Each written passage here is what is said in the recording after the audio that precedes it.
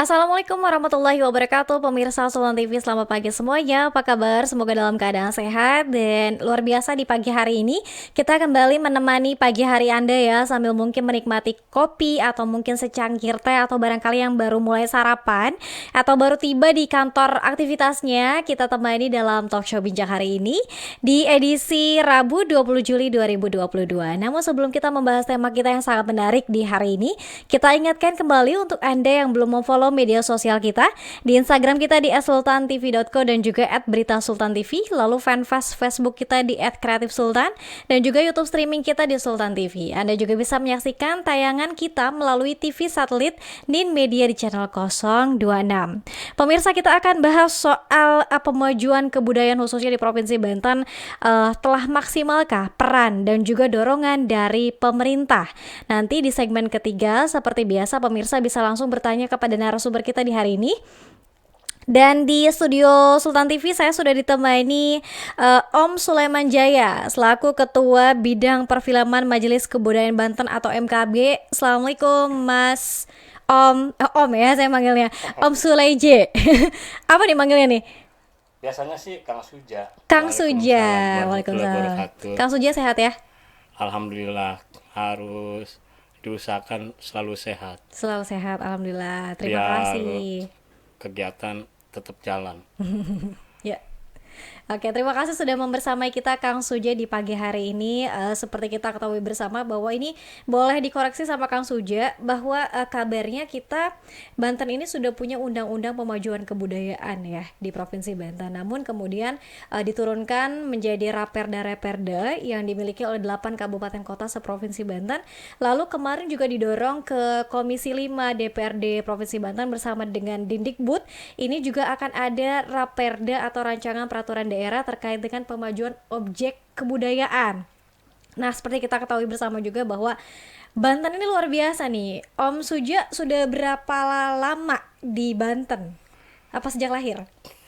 Saya memang kalau lahir di Banten, sampai SMP, sampai SMA masih di Sekatan Banten ya, karena SMA saya di Tangerang. Baru kuliah itu di Jakarta tahun 98. Sampai 2008 tuh baru saya balik lagi ke Banten. Jadi sebenarnya eh, hanya beberapa tahun aja keluar dari Banten. Selebihnya ya balik lagi. Terkait misalnya tadi UU Pemajuan Kebudayaan, Ya. ini sebenarnya program dan produk pusat melalui ke Kemendikbud. Kebetulan kan dirjennya adalah Pak Hilmar Farid, sastrawan juga saya kira, dan juga pemerhati sastra yang kebetulan pernah berjumpa pada tahun 2011, yaitu di Ternate pada event dan acara Temu Sastrawan Indonesia tahun 2011. Artinya bahwa sebenarnya ini tinggal di follow upin aja di daerah-daerah, tinggal dikembangkan, dikondisikan dan diaktualkan sesuai dengan materi-materi kebudayaan dan seni, potensi-potensi seni dan kebudayaan yang ada di Banten. Artinya jangan lagi kemudian membuat produk-produk yang justru apa ya istilahnya, overlapping, apa ya istilahnya, bikin nggak efisien. Kenapa nggak ini aja gitu, fokus ke ini aja, Undang-Undang Pemajuan Kebudayaan. Kan itu kalau tidak salah Undang-Undang nomor 5 tahun 2017. Ya. Begitu kalau menurut saya. Oke. Artinya bahwa kita juga perlu melihat terlebih dahulu sebelum membuat produk-produk regulasi, membuat produk-produk hukum. Jangan kemudian lagi terkesan terburu-buru, tidak matang, prematur Ya. gitu kan. Artinya kita kaji secara mendalam. Jangan kayak dulu kita pernah membentuk institusi kebudayaan juga terburu-buru. Itu jangan sampai terulang lagi. Sebelum jauh sebenarnya kita berbicara tentang regulasi dan undang-undang pemajuan kebudayaan, saya sebenarnya pengen terlebih dahulu menyoroti Banten dan kebudayaan itu sendiri. Ya. Pertama-tama tentu saja ya mohon maaf, kita sendiri harus betul-betul tidak salah paham tentang budaya sebagai produk dan manusia sebagai produsen kebudayaan. Artinya begini kalau menurut saya, kalau kebudayaan dan budaya di Banten ingin maju, pertama-tama yang harus kita majukan adalah produsen kebudayaan, yaitu manusianya. SDM-nya, sumber daya manusia kebudayaannya. Untuk membangun sumber daya manusia kebudayaan yang handal, tentu saja juga perlu dibantu medianya, perlu dibantu institusinya.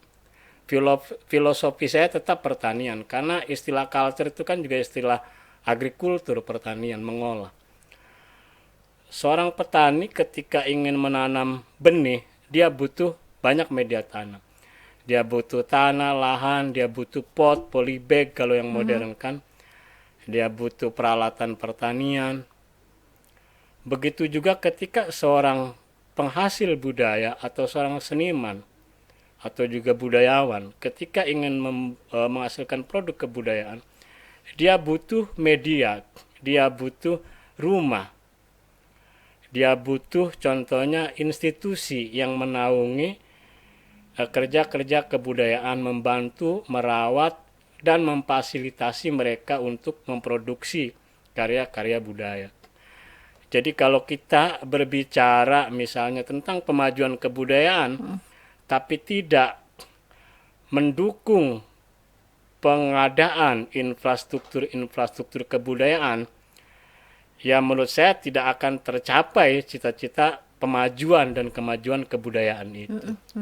Tapi kalau bicara soal SDM, seniman budayawan di Banten, kita kekurangan atau seperti apa, Kang Suja? Untuk dibilang kekurangan sih tidak. Bagi saya sangat banyak SDM kebudayaan di Banten yang berkualitas. Ingat juga, biasanya kan itu juga terkait dengan kehadiran institusi pendidikan juga. Sekarang misalnya Banten memiliki 2 universitas negeri yang bertaraf nasional, bahkan mungkin internasional. Yang pertama adalah ada Universitas Sultan Agung Tirtayasa yang lebih dulu menjadi universitas negeri karena dimungkinkan sebagai persyaratan sebuah provinsi. Yang kedua ada Universitas Islam Negeri Sultan Maulana Hasanuddin Banten.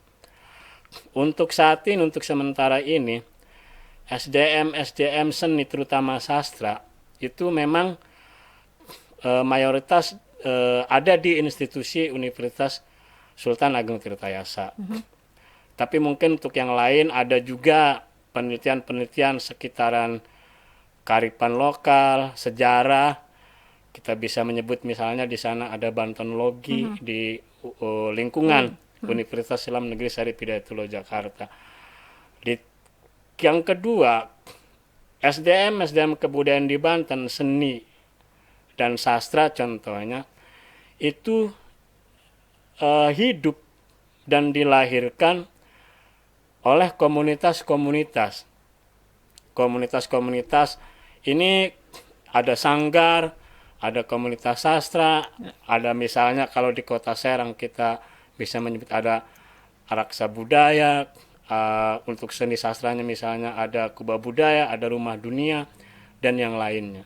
Artinya bahwa itu juga masih terkait dengan keberadaan institusi-institusi yang menaungi mereka. Artinya menurut saya, ketika kita berbicara tentang pemajuan kebudayaan, pasti tidak akan terlepas dari keseriusan kita membangun infrastruktur bagi kerja para penghasil kebudayaan itu sendiri, yaitu manusianya, yaitu senimannya, yaitu budayawannya. Apakah mereka diberikan rumah untuk produktif atau tidak? Itu soalnya sebenarnya. Kalau bikin undang-undang tapi kemudian hanya sekedar formalitas, pada tataran praksisnya tidak ada juga, bagi saya ya tidak ada fungsinya. Artinya kita boleh, dan saya sangat setuju kalau ada upaya tindak lanjut dari Undang-Undang Kemajuan Kebudayaan itu pada tingkatan daerah. Sebenarnya dulu juga kan pernah dipraktikkan bagaimana merumuskan pokok-pokok kebudayaan daerah per kabupaten kota kan. Ya. Masalahnya kan tidak semua kabupaten kota menyetor. Setahu saya baru 2 kabupaten di Banten yang sudah disahkan oleh bupati mereka masing-masing. Oke, Kalau kabupaten tidak salah Lebak dan Pandeglang. Lebak dan Pandeglang. Oke. Serang malah dan Tangerang belum. Itu saya ketahui ketika kemarin bersama Pak Kabid Kebudayaan Dindikbud Banten, bersama Pak Ujang, bersama dari Dinas Pariwisata itu Kang Rohendi, ngobrol bersama dengan teman-teman dari Provinsi Lampung dan Jawa Barat. Ternyata pas dicek baru 2 itu yang disahkan. Oke, masih ada tersisa 6 kota kabupaten yang juga belum menyetorkan ya. Betul. Kenapa ini tidak dikejar gitu Nah, kan? apakah kemudian ketika pembentukan turunan dari Undang-Undang Pemajuan Kebudayaan di Kabupaten Lebak dan Pandeglang ini sudah melibatkan seniman dan budayawan itu sendiri? Kabarnya informasi yang sampai ke saya melibatkan tentu saja. Oke. Dan itu pada akhirnya kenapa kemudian Lebak yang selalu mendapatkan kuncuran bantuan-bantuan bidang seni dan kebudayaan ya, karena mereka sudah melakukan kerja-kerja birokrasi kebudayaannya secara patuh yang memang diprogramkan oleh pusat. Jadi kalau kita bikin raperda yang kemudian mohon maaf bertentangan dengan itu, nanti akan bermasalah bagi pusat dan pusat akan memberikan sanksi atau menegur gitu. Oke. Kalau menurut saya. Kang Suja, bagaimana dengan Kota Serang yang notabene juga sebagai ibu kota Provinsi Banten? Apakah saat ini tengah mulai menggodok pemajuan kebudayaan juga atau abai? Saya kemarin sempat komunikasi dengan Kabid Kebudayaan Dindikbud Kota Serang itu Bu Epi Sofia ya. Iya, katanya Kang kita berusaha, cuma ya kalau dibilang maksimal sih belum sanggup katanya, karena memang juga mungkin terkendala ketersediaan anggaran itu yang paling memang, makanya juga belakangan ini ada program Jumat Ngebanten itu yang digagas Dindikbud Banten itu dalam rangka sebenarnya membantu kekurangan anggaran kabupaten kota untuk mengadakan pentas-pentas dan panggung-panggung seni dan kebudayaan. Artinya memang kita juga harus akui masih terkendala ketersediaan anggaran di beberapa kabupaten kota untuk itu. Mungkin juga terkait dengan PAD yang kurang dan lain sebagainya. Ya. Sementara kebutuhan pembiayaannya lebih besar dari pendapatannya kayak gitu. Kira-kira. Jadi kalau untuk dikatakan abai sih mungkin tidak abai, mungkin ada upaya, tapi kalau untuk dikatakan apakah sudah berhasil juga belum, masih perlu diupayakan. Oke. Nah, ini ada yang menarik. Kang Sujo juga ini tergabung dalam Majelis Kebudayaan Banten. Nah, ini apa? Dalam upaya untuk mendorong pemajuan kebudayaan juga di Banten atau Kota Serang? Banten, skupnya Banten, memang dalam ke arah sana, tapi kalau kita sifatnya guyub ya, dalam rangka memberikan masukan, pikiran dan pandangan pada tindakan eksekusi praksisnya ya mestinya memang itu dinas-dinas terkait tentu saja yang memiliki kewenangan. Kalaupun kita misalnya mengadakan acara-acara itu yang sifatnya ya memperkaya aja, membantu semampu kita. Karena apa? Karena juga kita tidak memiliki ketersediaan anggaran yang cukup untuk bekerja minimal sesuai porsi yang dikerjakan oleh dinas misalnya kan. Ya intinya memang yang perlu saya tekankan, saya bukannya berburuk sangka.